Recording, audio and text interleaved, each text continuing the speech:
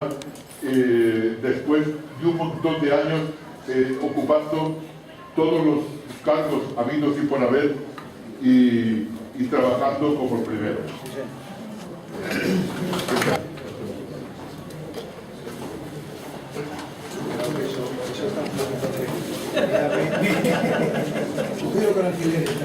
Bueno, gracias, muchas gracias. Sí, sí, no. Sí, sí. Ahora. En primer lugar, gracias, muchas gracias por vuestra asistencia. También gracias, en primer lugar, a la casa que nos ha acogido para poder celebrar estos actos.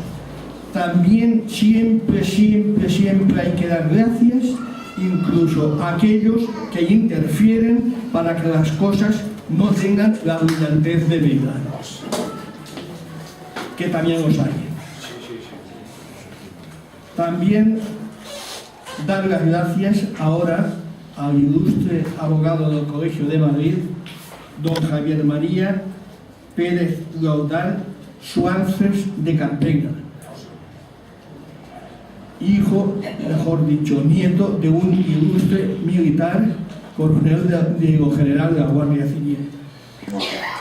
Un abogado excepcional en los juicios importantes que ustedes están viendo ahora en defensa de la Iglesia. Él está dentro. Es presidente de la Asociación Europea de Abogados de Familia, presidente del Centro Jurídico Santo Tomás Moro. También ya la carga que nos une íntimamente es secretario general de la Comunión Tradicionalista Carlista. Sin más preámbulos, le cedo la palabra para que presente a nuestra invitada, esta gran hispanista, esta gran americana. Nos unen más los lazos de espíritu que los de naciones y fronteras. Por eso, cuando la oigan hablar, dirán: si piensa lo mismo que yo estoy pensando, y a distancia nos separan miles de kilómetros. Por eso digo esto, porque he tenido el gusto y el honor de hablar varias horas con ella, hasta altas horas de la mañana, y digo: ¿pero qué diferencia hay entre un americano y un español? Si estamos pensando lo mismo, si vivo más próximo a ella que alguien que está a 5 metros, hay algo, hay un lazo que no vemos: la fe.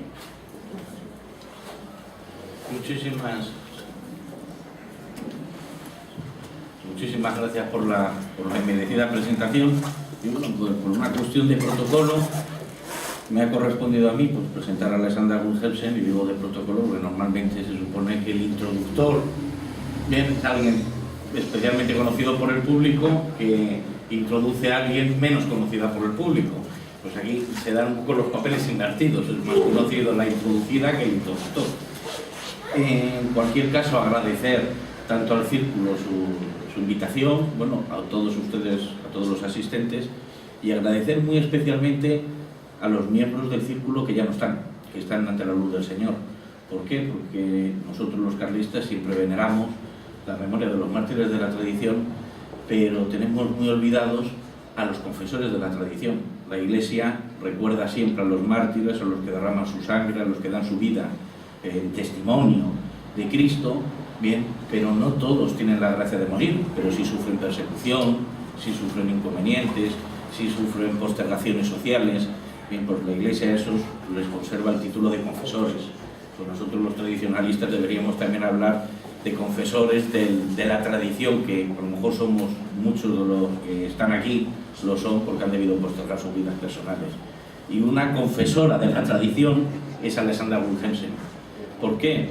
Alexandra Gunn-Helsen, no siendo española, pues quizás ha sabido interpretar la tradición española con muchísima más claridad que muchos que se han encontrado insertos aquí. Ella el carlismo lo vive como la inmensa mayoría de los carlistas lo han vivido, por la vida de la tradición. Bien, pues a través del acercamiento al carlismo que hizo su padre cuando estuvo aquí en España, principalmente en Navarra, en el norte de España, haciendo su tesis. Presentarla, cuando se hace una pequeña biografía, bueno, pues hay que citar lo primero, el año de nacimiento, pero estamos ante una dama, entonces el año de nacimiento se obvia, o lo obvio. Nació en California, estudió en España y en Italia. Es profesora de la Universidad de Dallas desde el otoño del 71 hasta mayo del 2017, directora del programa de español. Ha impartido decenas de cursos en español y en inglés, ha dirigido 6 tesis, más de 130 proyectos de investigación, dio clases en el campus de Roma, en los cursos de verano de España. Bien, creó la Asociación Hispánica en la Biblioteca de la Universidad de Dallas. Esto es muy importante porque en la Universidad de Dallas se presta más atención a veces al estudio de la historia de España y del carlismo de lo que se presta en muchas universidades españolas, ¿no? Y desde el año 2006 promovió la celebración del Día de la Hispanidad. Bien, en su día, bueno, ha recibido numerosos premios, numerosos reconocimientos. Yo quiero destacar de todos ellos 2 por la especial significación que tienen para el carlismo. Uno de ellos fue el premio Luis Hernando de Larramendi por su libro sobre el desarrollo del pensamiento político del carlismo, bueno, donde nos enseñó que el carlismo no pretendía principalmente restaurar el antiguo régimen, sino que iba más allá, quería recoger aquel espíritu de la cristiandad, aquel espíritu pacífico, bien, que se fue derramando en todo el cuerpo social y que fue conquistando pues, el mundo laboral a través de los gremios, el mundo político, el mundo social. Bien, cuando el carlismo siempre querían atribuir como que queríamos recuperar el antiguo régimen, y también nos enseñó que el carlismo no fue accidental la defensa de los fueros, sino que el principio Dios, patria, fuero, rey siempre estuvo inserto, porque estuvo inserto en el espíritu español, ya desde la Edad Media, desde aquellos tiempos de la cristiandad gloriosa, que en Europa, por desgracia, aunque el mundo de la cristiandad desapareció y se refugió en gran parte del carlismo. Y el segundo premio que recibió de especial significación fue el premio Capitán Tallo, otorgado en el año 2007, creo que fue el primer premio, del 2017, exacto. Y como aquí la invitada es ella, yo ya no tengo nada más que decir. Muchas gracias.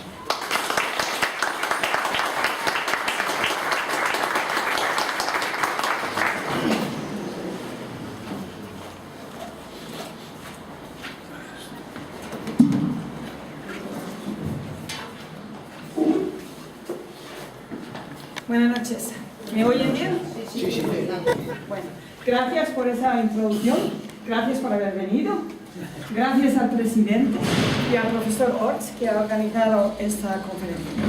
Entonces, el título, algunas reflexiones sobre el aspecto dinámico de la tradición en el mundo occidental. La creencia en un Dios racional que no es parte de la creación, es uno de los pilares del Occidente. Por ello, para nosotros, en el mundo occidental, el universo no es puro caos. Tiene muchos indicios de inteligibilidad. Hay modelos o patrones racionales en el universo. A lo largo de casi 3 milenios, la naturaleza ha sido objeto de estudio. No ha sido tabú. Ha habido un espíritu de investigación mantenido siglo tras siglo. El hombre occidental ha sondeado la composición y las características del mundo.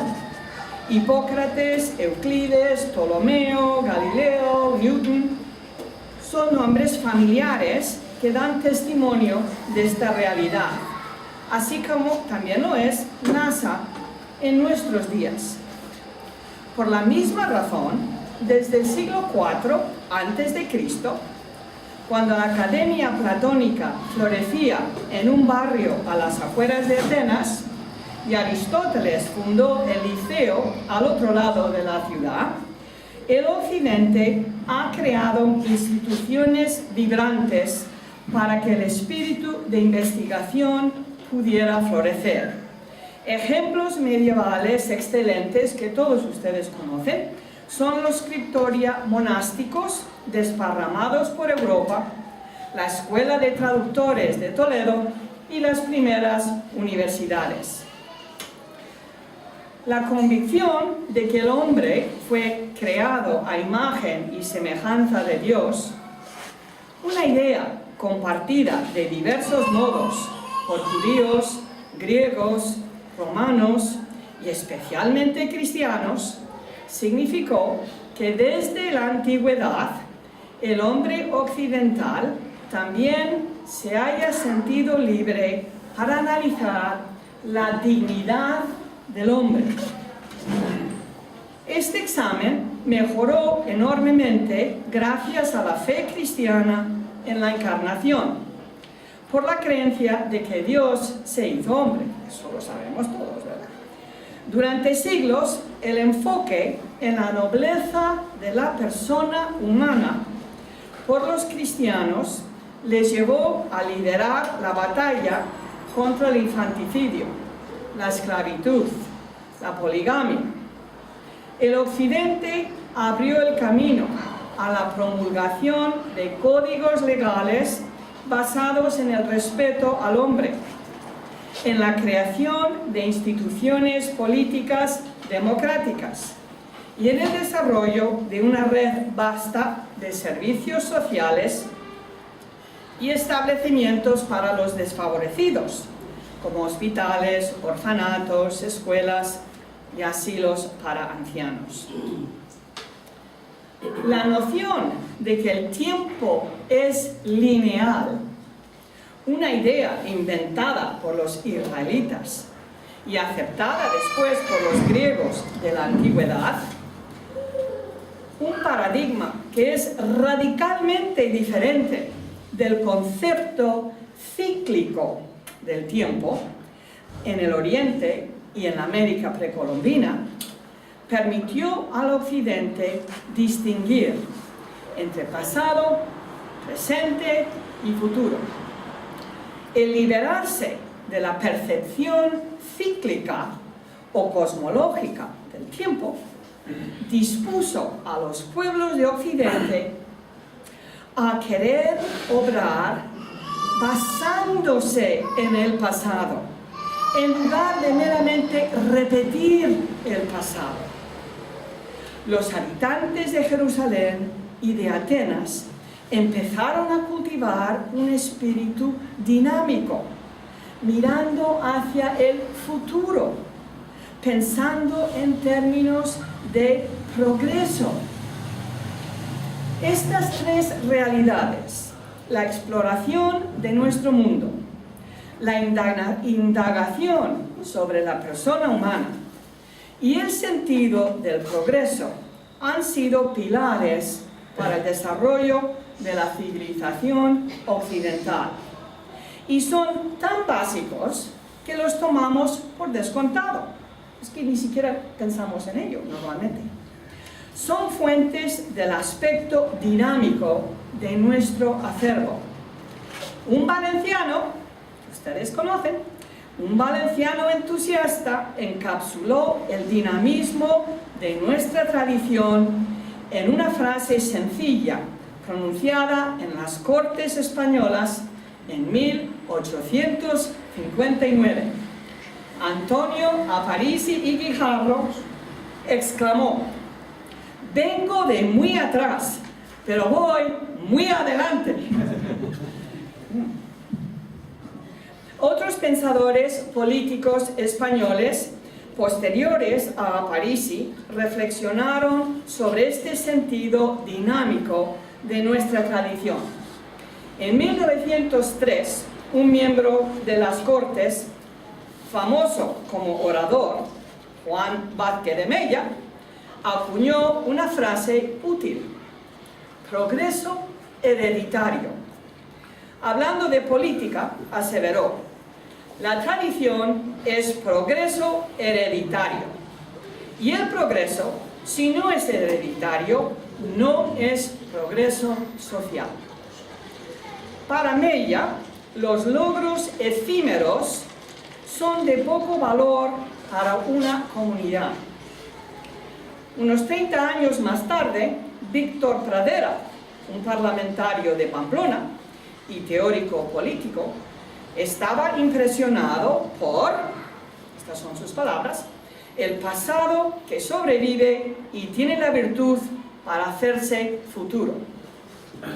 A mediados del siglo XX, muchos españoles políticamente activos también examinaron este tema, entre ellos Luis Hernando de Larramendi, cuyo libro Cristiandad, Tradición, Realeza postula que la tradición es el mecanismo del progreso. 2 años más tarde, en 1954, el erudito Francisco Elías de Tejada, que algunos de ustedes conocerían, publicó una obra pequeña, La monarquía tradicional, en la que añade otra idea. Dice, esta aportación que cada generación agrega a lo que recibió de las generaciones anteriores es el progreso. En América, algunos pensadores también han ponderado el mismo sentido de nuestra tradición y en particular su aspecto dinámico. Entre ellos quisiera recordar al novelista mexicano Carlos Fuentes. En la década de 1970, este escritor prolífico publicó un libro de ensayos en inglés que ha sido reimpreso media docena de veces. En él hace preguntas retóricas sobre la literatura que revelan que compartía algunas de las reflexiones de los pensadores políticos españoles mencionados. Las palabras de Carlos Fuentes son: ¿hay un libro sin padre? ¿Un volumen huérfano en este mundo? ¿Ese libro no es descendiente de otros libros? ¿Una sola hoja de aquel libro no es un retoño del gran árbol genealógico de la imaginación literaria de la humanidad? ¿Hay creación sin tradición? El novelista mexicano acaba preguntando: ¿puede la tradición sobrevivir sin renovación, sin una nueva creación, un reverdecer de la historia perenne? De ahí que el novelista mexicano reconociera la influencia de la tradición en los literatos como él, que reflexionase sobre el modo en que sus obras reivindican el legado de antaño. Para los cristianos, que creemos que solo Dios puede crear de la nada, es obvio que los hombres y mujeres componen a partir de algo. Ese algo es la tradición, el conocimiento del pasado. El patrimonio recibido es la materia que debe ser desarrollada, transformada. Sin el legado, el progreso sería imposible, porque no habría nada que cambiar, que mejorar, que adaptar. Entonces, me parece a mí que el aspecto dinámico de la tradición en la civilización occidental tiene 3 facetas básicas: selectividad, creatividad y transmisión. Primero, selectividad. Cada generación selecciona cuidadosamente lo que preserva. Los filtros, los principios de selectividad son bondad, belleza y utilidad. En las sociedades occidentales normalmente se concede vida larga a cosas que se consideran buenas o bellas, y a las instituciones, a la información, a las metodologías y a los objetos útiles. Sin embargo, nuestras selecciones también implican que se rechaza mucho. La tecnología desfasada ilustra muy bien este punto.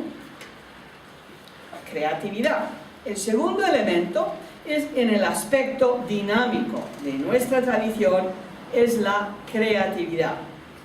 En 1930, Salvador Minguijón un magistrado y profesor de Derecho aragonés, publicó un libro titulado Al servicio de la tradición, en el que expresa este rasgo afirmando que la tradición es un impulso constantemente creador, una fuerza constantemente activa y fecunda. Otro escritor español que muchos de ustedes conocieron, Rafael Gambra, un filósofo que también publicó muchas obras de pensamiento político, postula en un libro titulado Tradición o mimetismo que la tradición se considera principalmente en términos del efecto del legado recibido por una generación de otra. Para Gambra, el aspecto dinámico o creativo se encuentra en ese efecto. Así pues, si seguimos a estos pensadores españoles, nuestra tradición no es meramente lo que aceptamos del pasado, sino lo que hacemos con nuestro legado. Recuerdo aquí la parábola de los talentos en el Evangelio de San Mateo, que exhorta a hacer más que simplemente retener el dinero recibido como regalo o como préstamo, a incrementarlo mediante transacciones de negocios buenas. Nuestra tradición occidental actualiza el legado de épocas anteriores. Por ejemplo, cada generación, hasta cierto punto, interpreta los grandes textos literarios a la luz de las actitudes y las preocupaciones particulares de su propia época. Como hemos visto, la tradición también se enriquece con las experiencias nuevas, los descubrimientos y las creaciones. Sin esta renovación dinámica, filtrada por valores morales, por sensibilidades estéticas y por consideraciones prácticas, la tradición se vuelve estática y comienza a atrofiarse. El gran experto español en derecho romano, Álvaro d'Ors, quien también escribió muchas obras de teoría política, publicó un ensayo en 1985 titulado Cambio y tradición. Algunos de ustedes lo habrán leído. Asevera allí que el sentido dinámico de la tradición significa que nuestra herencia tiene mucho más que ver con nosotros, con el presente, que con nuestros ancestros y con el pasado. Transmisión. En tercer lugar, nuestra tradición transmite, proyecta, mira hacia el futuro. Mientras que es común en todo el mundo el anhelo de vivir a través de los hijos o de los discípulos, en el occidente el deseo de hacer una contribución perdurable a la sociedad, de participar en el despliegue de la historia, es muy vivo desde la Roma clásica. Los grandes escritores de la época de Augusto, el historiador Livio, el poeta épico Virgilio y el autor lírico Horacio, transmitieron esta característica romana. José María Codón, otro parlamentario español multitalentoso, que publicó en varias disciplinas, reflexionó también sobre este rasgo. En un libro titulado Tradición y monarquía, de 1961, afirma que la tradición, por naturaleza, está íntegramente al servicio del tiempo que ha de venir. Recientemente, en 2011, Evaristo Palomar, un profesor de Filosofía del Derecho en la Universidad Complutense, concluyó un libro subrayando: tradición es transmisión, esto es acción. Y ahora tengo unos ejemplos históricos. Esto es la teoría, ahora vamos a ver algunos ejemplos históricos. El Imperio Romano, Hispania, aquí. Mis años de formación en España, como los de ustedes, incluían edificios romanos reciclados y espacios urbanos que datan de la antigüedad. Mis padres se aseguraron de que mis hermanas y yo, 3 niñas de California, pensáramos sobre la proyección hacia el futuro de los romanos, que construían edificios para que perduraran mucho tiempo. También nos señalaban que algunas de estas estructuras antiguas que aún se usan habían sido remodeladas en diferentes épocas para servir las necesidades cambiantes de la sociedad. En Ávila, donde pasé parte de la niñez, el foro, que data de la antigüedad, todavía es el centro cívico. Puede que pase algo aquí en Valencia, semejante. Las columnas clásicas se volvieron pilares, pero el efecto general probablemente es muy semejante al de hace 2000 años. Todavía hay edificios que satisfacen las mismas necesidades de entonces: un ayuntamiento, un lugar de culto, tiendas pequeñas y tabernas.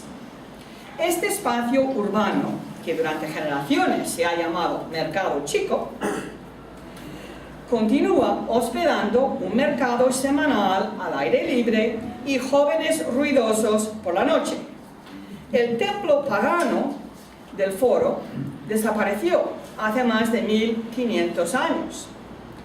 Durante 8 siglos, desde la repoblación medieval, el lugar de culto en la plaza ha sido San Juan Bautista, la iglesia parroquial donde Santa Teresa fue bautizada. El foro, el Mercado Chico, hoy es iluminado por luces eléctricas. Los jóvenes dan vueltas por la plaza en sus motocicletas, con teléfonos celulares en mano. Las tabernas, convertidas hace mucho en bares, sirven café, gaseosas, cervezas y whisky, a la vez que el vino de la región, el tinto de Cebreros, que ha sido popular durante casi 20 siglos. El antiguo Decumanus Maximus en Ávila se extiende desde el foro, cuesta abajo, hacia el río Adaja.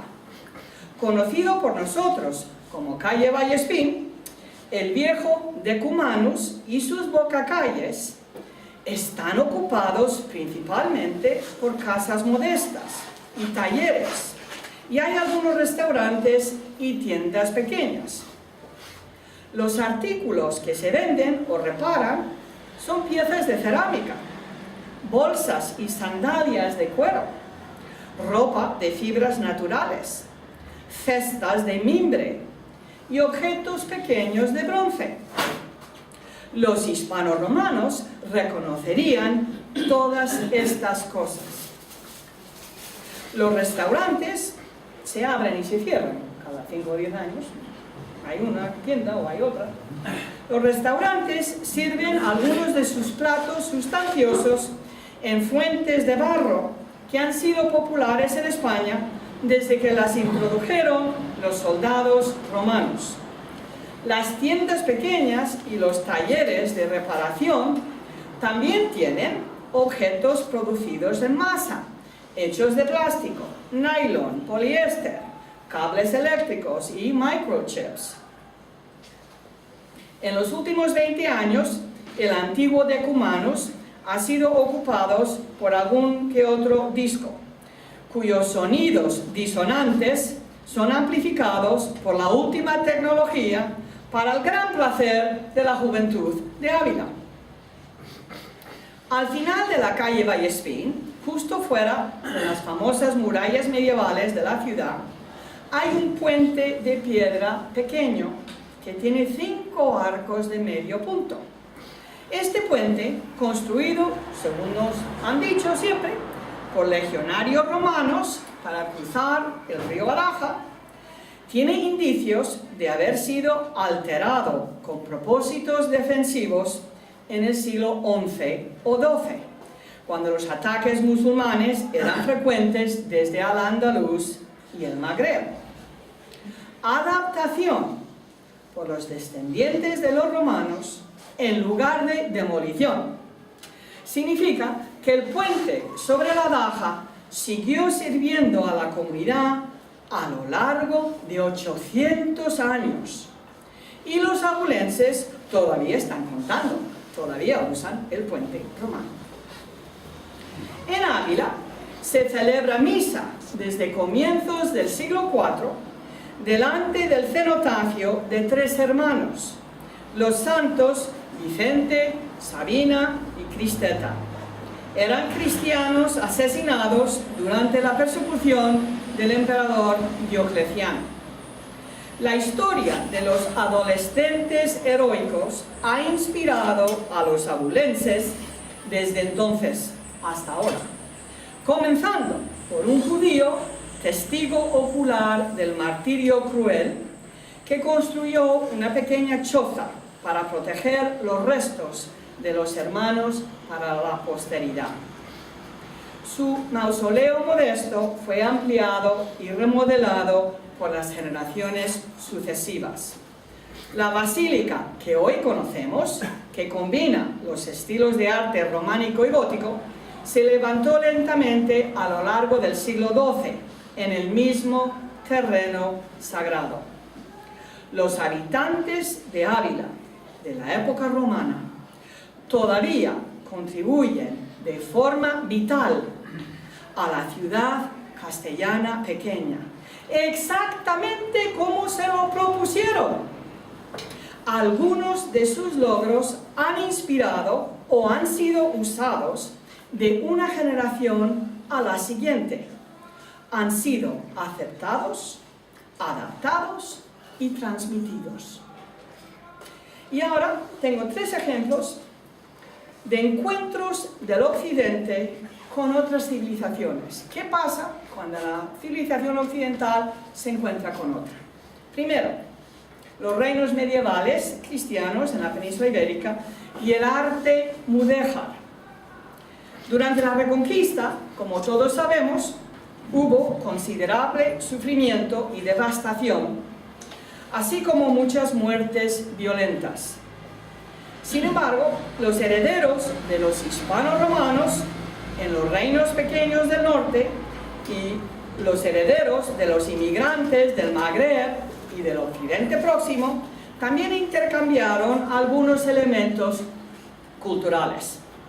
En la España cristiana, la mezcla enriqueció la tradición occidental y puede verse hoy en aspectos de la vida española, portuguesa y latinoamericana.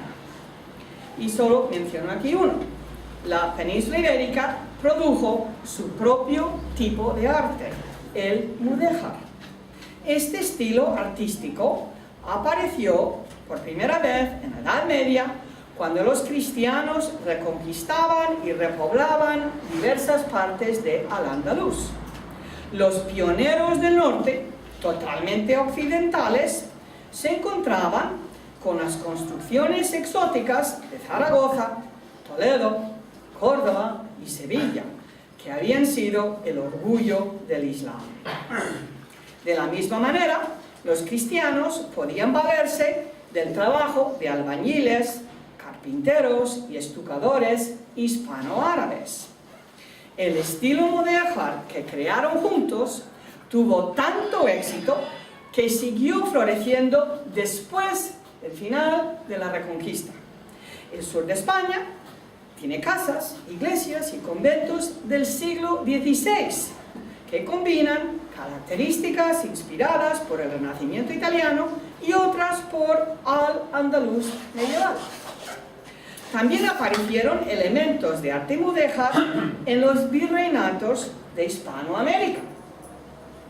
El mudéjar, además, experimentó un resurgimiento curioso en el siglo XIX, durante la época romántica, cuando la Edad Media estaba de moda.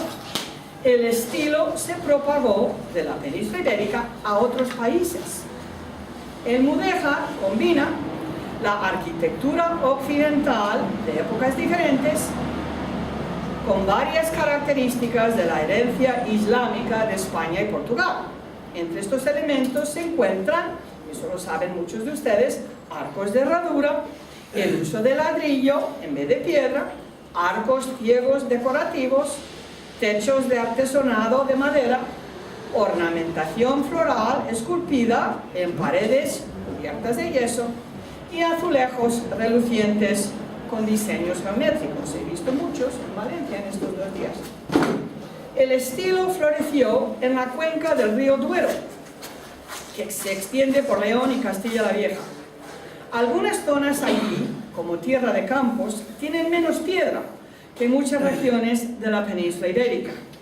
Confiar en los musulmanes, que eran expertos en la construcción con ladrillos, era práctico y barato, especialmente en la fase de crecimiento urbano que siguió a la repoblación del Duero por pioneros cristianos después de que las fronteras hubieran sido empujadas al sur, al río Tajo. Muchas de las iglesias católicas construidas por albañiles musulmanes, que todavía existen en Tierra de Campos, datan del siglo XII o principios del XIII. San Tirso, en Sagún, en León, del siglo XII, es bastante conocida. Un poco más al sur de Tierra de Campos, en Cuéllar, en Segovia, que era un centro comercial en los siglos XII y XIII, quedan al menos 6 de estas iglesias.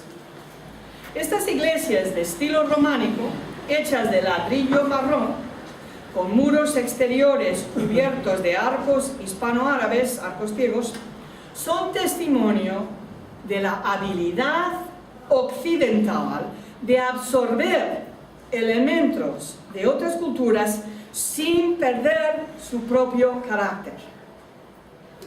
Castilla la Vieja tiene muchas fortalezas de piedra, como todos sabemos, pero 2 de sus estructuras militares más grandes fueron construidas de ladrillo, en estilo mudéjar, principalmente en el siglo XV. Son las de Coca, cerca de Cuéllar, y el Castillo de la Mota, en Medina del Campo, Valladolid. En Aragón, muchos pueblos son conocidos, por sus torres altas de estilo mudéjar. Tienen azulejos de varios colores intercalados en la decoración de ladrillo que cubre sus muros exteriores. La ciudad de Teruel, según he leído, no he estado nunca en Teruel, tiene 5. En Castilla la Nueva, Toledo, por supuesto, tiene muchos edificios mudéjares. Sobresale la iglesia de Santiago el Mayor o del Arrabal del siglo XIII. En Andalucía, la mayor parte del complejo espectacular de los Reales Alcázares de Sevilla también es mudéjar. Este edificio, o estos edificios, son varios edificios, fueron construidos después de que un terremoto dañara la ciudad en 1356. El complejo real es justamente famoso por su decoración profusa. Siglos más tarde, el neomudéjar englobó elementos arquitectónicos y decorativos en una multitud de combinaciones. En la península ibérica, el estilo neomudéjar era popular para plazas de toros, como las de Lisboa, Barcelona, Zaragoza, Granada, Madrid y Castellón de la Plana. Se edificaron algunas estaciones ferroviarias en este estilo, como la de Aranjuez, la antigua de Huelva y la de Toledo en 1919. En otras partes de Europa se levantaron sinagogas judías en estilo neomudéjar, recordando quizás la sefarad medieval y algún momento que otro de convivencia social en la península ibérica. Hay templos de este estilo en Budapest, Cracovia, Berlín, Praga, Estocolmo, San Petersburgo y Sofía. Por último, se escogió el estilo neomudéjar para muchos teatros. En Odessa, Ucrania, el Teatro Filarmónico, inaugurado en 1898, en Melbourne, Australia, el Teatro Forum, en 1929, así como más de 2 docenas de edificios semejantes en los Estados Unidos, dan testimonio de la vitalidad de este estilo artístico europeo, creado 8 siglos antes por apropiación de componentes del arte hispano-árabe. Y ahora tengo 2 ejemplos americanos: México y las capillas abiertas. La habilidad del occidente dinámico para seleccionar, asimilar y transmitir aspectos de otras culturas fue una característica básica de la expansión hispana en las Indias. La civilización occidental absorbió tanto que para describir los resultados, algunos pensadores usan palabras como síntesis, hibridación, mestizaje. Un elemento atrajo mi atención en viajes a México a mediados de la década de 1970, cuando se estaba construyendo la Basílica de Guadalupe Nueva en la capital del país. Esta iglesia redonda enorme, algunos de ustedes conocen la Basílica de Guadalupe, me imagino. Esta iglesia redonda enorme se encuentra en la plaza al pie del monte Tepeyac, donde se apareció la Virgen a San Juan Diego. La basílica tiene una capilla abierta al exterior sobre la entrada principal, en un segundo piso.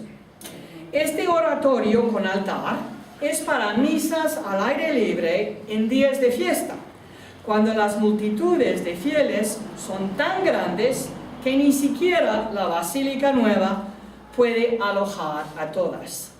Este tipo de capilla en alto, que domina un gran espacio exterior, es un elemento sencillo, creado por primera vez en Nueva España, es decir, en México, por europeos, como resultado del encuentro de la civilización occidental con la de Mesoamérica. El convento dedicado a San Agustín, en Acolman, a pocos kilómetros de México, Distrito Federal, capital, ofrece un buen ejemplo de una capilla abierta, elevada, que da a un atrio enorme. El complejo de Acolman, que me encanta, el complejo de Acolman fue construido a mediados del siglo XVI por amerindios que hablaban náhuatl y otomí, y trabajaban bajo la dirección de un puñado de frailes del Reino de Castilla. La iglesia de la Misión tiene muchos elementos que muestran la adaptación del clero español a los indígenas, así como las primeras etapas de la integración de los nativos a la civilización occidental. La iglesia de la Misión tiene muchas cosas nuevas, pero la fachada es plateresca, tan plateresca que parece haber sido trasplantada directamente de la península ibérica al Valle de México. Sin embargo, hay un componente mayor nuevo. La fachada del edificio adyacente, al lado de la iglesia, el bautisterio, incluye una capilla abierta elevada, hecha para acomodar a los miles de recién conversos al cristianismo que no podían caber en la iglesia pequeña para la misa de los domingos. Un altar exterior, localizado en un nicho suficientemente alto para ser visto con facilidad por la congregación, permitía oír misa en el gran atrio. Los frailes hispanos, ingeniosos, se adaptaron rápidamente a las circunstancias nuevas para atender las necesidades prácticas del momento y para responder a las sensibilidades de los recién conversos, que estaban acostumbrados a realizar sus ritos religiosos al aire libre. Esos oratorios abiertos y elevados eran útiles durante la primera fase de la evangelización. Se volvieron obsoletos cuando la construcción de misiones dio paso a las iglesias parroquiales grandes, que podían contener a muchos fieles. En el siglo XVII se construyeron menos capillas abiertas elevadas que en el anterior. Sin embargo, ya que algunas sobrevivieron el paso del tiempo, se conservaba el modelo en la década de 1970, cuando surgió una necesidad nueva. Y mi último ejemplo, Corpus Christi en Cuzco, Perú. La práctica religiosa, la gastronomía y el folclore de la América Latina ofrecen muchos ejemplos de costumbres forjadas hace siglos que hoy siguen siendo aspectos importantes de la cultura. Un ejemplo vibrante es la procesión de Corpus Christi en Cuzco, donde las tradiciones españolas fueron enriquecidas por el legado inca fuerte de la zona. Esta celebración particular abarca religión, folclore, artesanías y comida. La fiesta católica de Corpus Christi cae muy cerca del solsticio de verano. En Cuzco, la capital del imperio inca, de Tahuantinsuyo, como decían ellos, el solsticio estaba marcado por una celebración mayor, Inti Raymi, que honraba al dios Sol. Además, en la misma estación del año, en el hemisferio sur, había festivales agrícolas para dar gracias a las deidades por las cosechas buenas. Sin duda, en las primeras generaciones del periodo virreinal, la procesión del Corpus Christi ayudó a reemplazar a los festivales paganos y a cambiar algunas de las sensibilidades de la población indígena en las tierras altas andinas. Esta fiesta anual espectacular fue creada en el siglo XVI por la habilidad de los europeos de propagar sus costumbres y por su talento para absorber cosas nuevas, así como por la conversión al cristianismo de muchos habitantes de la zona. Garcilaso de la Vega, el Inca, uno de los primeros escritores mestizos de Perú, describió las procesiones que conoció en Cuzco de adolescente en los últimos años de la década de 1540 y en la de 1550. La celebración religiosa ya era conocida por su esplendor y por la participación entusiasta de americanos nativos, incluyendo miembros de la antigua familia imperial inca, la nobleza indígena y jefes locales o curacas de los pueblos vecinos. Según Garcilaso, representantes de los diferentes ayllus o clanes subían los escalones a una plataforma cercana a la catedral donde se había instalado la custodia y rendían homenaje a la Eucaristía mientras cantaban canciones de acción de gracias por haber sido evangelizados. Garcilaso describe las costumbres, la ropa y los objetos simbólicos de los colonizadores y de varios segmentos de la población amerindia que contribuían a la grandeza de la procesión. Da a entender que el catolicismo ayudaba a mantener la armonía social entre diferentes etnias. El desarrollo histórico de esta procesión ha sido reconstruido por unos cuantos estudiosos. Durante generaciones había llamado la atención una serie de pinturas al óleo anónima de la década de 1670, dedicada al Corpus de Cuzco. Las escenas, como la narrativa de Garcilaso, destacan la avenencia de diversos grupos étnicos y diferentes estamentos de la sociedad unidos por la fe cristiana. Un trabajo de Enrique Urbano, que murió hace muy pocos años, experto portugués en la evangelización de Perú, se dedica a la estructura corporativa de la ciudad representada en las ilustraciones. En su estudio, Urbano hace una observación aguda. Mientras Cuzco honraba a la Eucaristía, también celebraba su propia comunidad diversa a través de sus figuras públicas eminentes retratadas en las pinturas.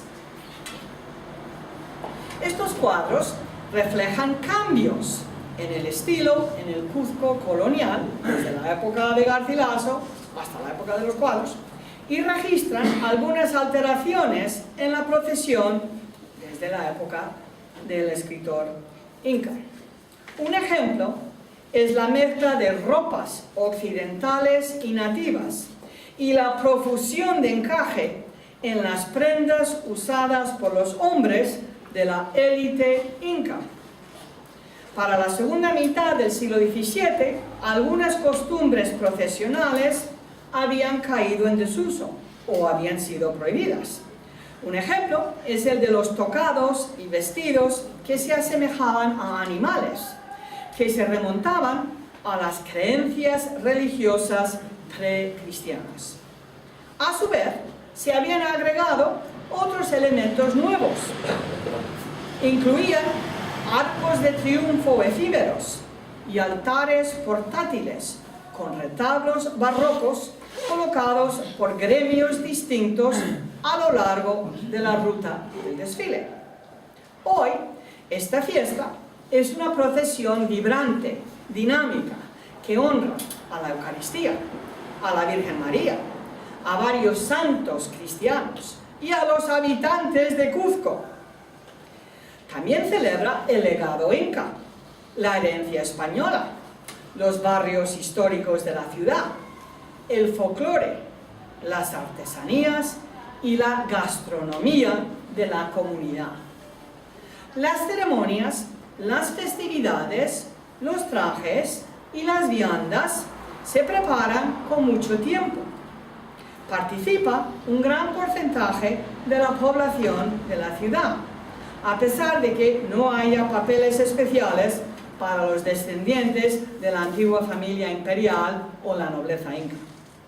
Se decora el lugar delante de la catedral, la gran plaza de armas, también conocida por su nombre quechua, Huacaipata. La bandera arcoíris del imperio inca ondea por todos los lados, encima de todas las iglesias, desde luego. Hay 6 iglesias en esa plaza. La bandera es uno de los símbolos del legado inca que se acepta y se une con el cristianismo. Bien, el punto de mira de la procesión es la custodia magnífica con la Eucaristía en un tabernáculo de plata enorme, emplazado a su vez en un paso o una carroza, como se dice en Perú, cubierto de láminas de plata repujado. Acompañan a la Eucaristía aproximadamente 15 estatuas religiosas grandes de las parroquias en sus propios pasos, adornados ricamente y sostenidos a hombros por voluntarios. Cada estatua tiene un séquito de su barrio. El paso más popular es el de la patrona de Cuzco, la Virgen de Belén, que también es identificada en quechua como Mamacha Belén. Y tantos hombres rivalizan por el honor de cargar la estatua de Mamacha que en 1961 se creó una asociación formal de costaleros que se van turnando. El santo patrón de España, Santiago el Mayor, también es copatrón de Cuzco y es muy querido allí. En estilo español, su estatua le representa como guerrero montando en un caballo blanco y blandiendo una espada. En la víspera de la fiesta se llevan los pasos desde sus parroquias por calles muy empinadas al monasterio de Santa Clara. Después de reunirse hay oraciones seguidas de comida, bebida y danzas populares. Por la tarde llegan a la catedral con gran fanfarria. El jueves de Corpus Christi, estas carrozas se colocan en una plataforma ante la fachada de la catedral, detrás del altar erigido al aire libre. Después de la misa se inicia la procesión. Y la procesión tiene tantos componentes que tarda 6 horas en dar la vuelta a la gran plaza. Miembros del clero forman una escolta para la Eucaristía y honran al Corpus Christi con nubes de incienso aromático, con himnos y oraciones. El arzobispo, con mitra, camina lentamente y dirige a los fieles en las plegarias. Entre cada paso, con su séquito, y el siguiente, se intercalan grupos variados de la comunidad, principales, miembros de confraternidades piadosas, unidades militares y representantes de organizaciones cívicas y profesionales. En las últimas décadas se han incorporado niños en uniforme escolar y estudiantes universitarios con sus estandartes y mascotas. Bandas de músicos y bailarines contribuyen al bullicio de movimiento, color, sonido, olor y sabor de esta fiesta móvil que une a los cuzqueños. Los danzantes, vestidos con los trajes más fantásticos de todos, parecen dragones. Manifiestan la integración de inmigrantes chinos que comenzaron a llegar a Perú a mediados del siglo XIX. Muchos de los participantes visten ponchos de tela pesada, tejida a mano en tonos brillantes y diseños geométricos que anteceden la presencia de los europeos. Los sombreros, gorros y velos contribuyen al caleidoscopio de colores. Un porcentaje considerable de la población lleva los sombreros oscuros de fieltro introducidos en la ropa indígena de Perú y Bolivia hace 100 años por ferrocarrileros ingleses, no británicos en general. Es muy popular entre hombres y niños llevar chullos multicolores, es decir, gorras de punto con orejeras de tradición andina prehispánica. Muchas mujeres de los pueblos vecinos llevan sombreros de varias formas, cubiertos de bordados a mano que les identifican con sus aldeas respectivas. También hay señoras que cubren la cabeza con mantilla española. Las celebraciones informales al aire libre en las calles estrechas y plazas pequeñas de Cuzco, especialmente la de San Francisco, duran una semana. Suenan melodías embrujadoras de zampoñas andinas, lo mismo que música alegre de charango. La procesión del jueves se complementa con cantos en el español, el quechua e incluso el aymara, con bailes, con bebidas y con frutas frescas de todas clases, especialmente caña de azúcar. Los cuzqueños se deleitan con chiri uchu, su manjar emblemático que solo se prepara para Corpus Christi. Es revelador que el chiri uchu, un plato muy elaborado, tenga tantos ingredientes europeos como nativos de América del Sur. Selectividad, creatividad, asimilación de elementos de diferentes culturas y transmisión en las buenas y en las malas a lo largo de casi 5 siglos han permitido que esta procesión religiosa continúe como la parte central de una fiesta exuberante que reúne a los habitantes de Cuzco y reafirma su comunidad. Y tengo rápidamente un ejemplo que es una excepción a los ejemplos que hemos ido viendo, los ejemplos positivos. En contraste con estos ejemplos dinámicos, se me ocurre una excepción triste. El caso de un pueblo que permitió que su tradición se estancara, se atrofiara y por ello hiciera pocos progresos. Muchos de ustedes saben, todos casi, tenemos una idea más o menos vaga de que los primeros europeos que se asentaron en América no eran españoles renacentistas en la estela de Colón. Tenemos un conocimiento vago de que los primeros europeos que emigraron siglos antes del marino genovés eran escandinavos, que fundaron unas cuantas colonias en la costa atlántica de lo que hoy es Canadá. También sabemos que el logro nórdico, aunque extraordinario, no tuvo influencia ninguna valiosa. Los escandinavos eran navegantes fantásticos, aventureros, trabajadores, pero los que llegaron a América, al parecer, no se adaptaron bien a sus circunstancias nuevas. Los nórdicos no aprendieron de sus experiencias, no las asimilaron a sus conocimientos heredados. Después de algunas generaciones, sus colonias aisladas se murieron. No hubo un legado revitalizado, no hubo progreso, solo un destello en la oscuridad. Y para concluir, repitamos que la tradición es la civilización, en la civilización occidental es dinámica. Tradición significa que nuestra herencia cultural se transforma gradualmente al paso de los siglos por medio de la selectividad, la creatividad y la transmisión.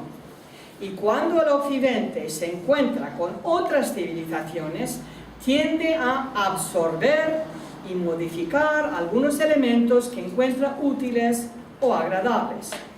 Hace 100 años, Vázquez de Mella afirmó en una frase larga que la tradición quiere decir transmisión de un caudal de ideas, de creencias, de aspiraciones, de instituciones, de una generación a otra, fundada en un derecho y en un deber. El derecho que tiene la generación que ha producido el patrimonio, o parte del patrimonio de un pueblo, a que pase a las generaciones venideras. Y el deber que tiene la generación receptiva de desarrollarle, no de mermarle y destruirle y privar de él a los venideros. Puedo concordar con el político carlista famoso, pero si me lo permiten, al acabar, me gustaría dar a sus palabras un tono un poco más americano, borrando la palabra deber, que no gusta mucho en América, y decir que para cada generación la tradición es lo que hacemos con nuestro patrimonio, lo que rechazamos, lo que aceptamos y adaptamos y lo que transmitimos. Muchas gracias a todos.